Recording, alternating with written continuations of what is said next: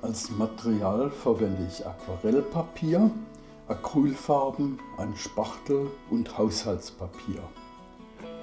Mit weißer und blauer Acrylfarbe mische ich ein Himmelblau und verreibe die Farbe mit dem Haushaltspapier.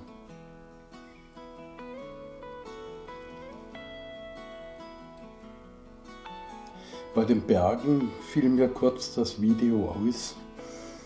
Du hast nichts verpasst, ich habe nur mit dem Spachtel ein wenig Schwarz, Blau und Weiß aufgetragen. Jetzt werden schwarze Striche für die Berge gemalt.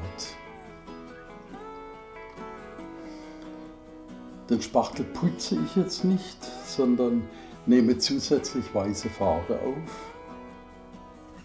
Das ergibt eine unplanbare, aber interessante Farbmischung.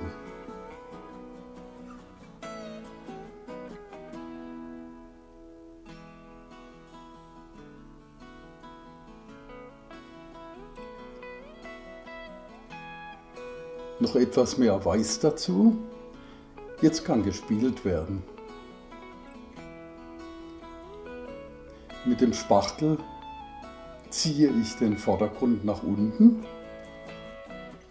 Auch hier ist es deiner Fantasie überlassen, wie du den Vordergrund gestalten willst.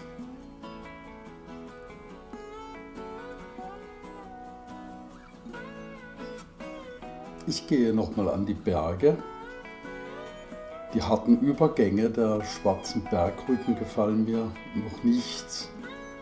Findest du das auch?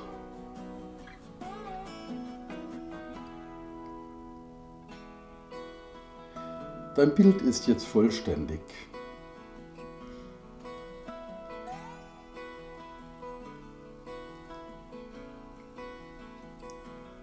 Viele weitere Beispiele meiner Malerei findest du in meinem Buch in deutscher Sprache. Vielen Dank für dein Interesse. Ich würde mich riesig freuen über deinen Daumen hoch.